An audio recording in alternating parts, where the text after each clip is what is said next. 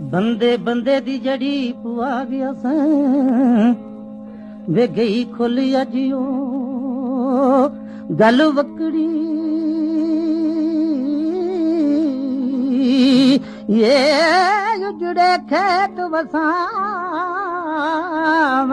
ਵਾਲੇ ਆਵੇ ਤੇ ਧਰਤੀ ਫੇਰ ਪੁਕਾਰਦੀ ਰਖੜੀ